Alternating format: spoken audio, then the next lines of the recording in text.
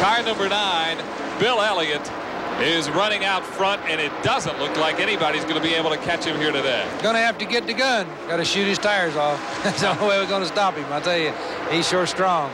They got a long season ahead of them this year, and I'll tell you, they're going to go for that $1 million that they're going to try to win, and they're just I think they're going to have a great time. Trouble on the Jeff Bodine car. The hood is up. And what a disappointment that has to be. Jeff Bodine ran strong all day long. The hood goes up on the car, and so does a chance for victory for the number 5 Levi Garrett car of Jeff Bodine. And Harry Hyde and Jeff both have to be really disappointed. Well, anytime you get a lap down and you come back and make it back up, that's a real struggle. And then when something like this happens, but he's been ailing there for just a little bit. And as we wind down towards the end of this race, Bill Elliott is set to put Kyle Petty a lap down. And if he does, there will be just 2 cars remaining on the lead lap. Just 2 cars left, Harry Gant and Bill Elliott. But Kyle Petty is hanging on there. Now let's go down to the pits and find out what is wrong with that Jeff Bodine car. Here's Harry Hyde with our own Mark Garrow. Jeff Bodine battled back from a lap down to get back with the leaders. Another problem is taking him out of the race. What did it this time? Alternator bolt is broken. It goes into the cylinder head. And the belt wouldn't pull the alternator, and the battery went dead.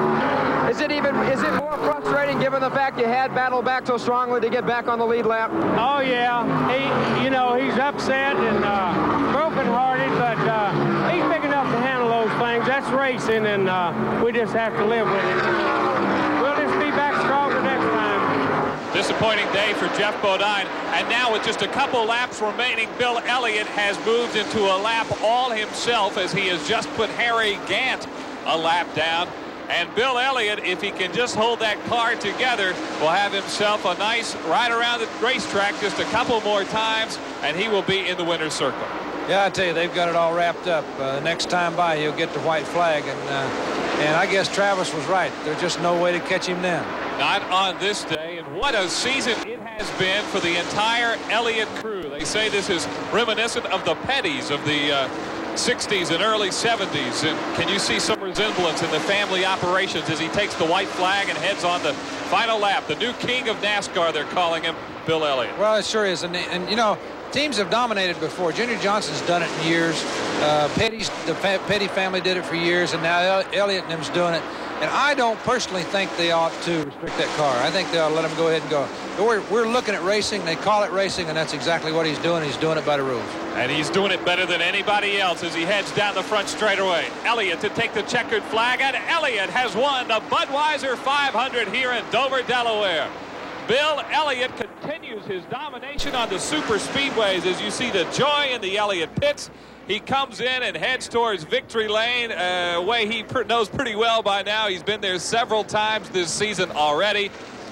It was one incredible performance by Bill Elliott, finishing in a lap all to his own.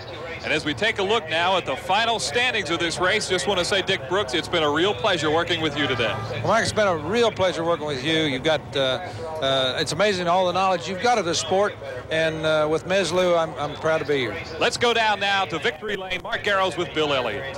A hot, weary, but happy Bill Elliott in victory lane at the Budweiser 500. Bill, was it as easy as it looked? And I'll tell you what, I worked with the car all day long, and I kept working things out, and I'd like to thank the good Lord for helping me out, because the last 40 laps, the power steering went out, and I was having a heck of a time hanging on. It was all I could do just to steer the car, but I guess when you lead in a race, you do what you got to do. And I'll tell you what, without Coors and without Harry Melling as a sponsor, I couldn't be here today.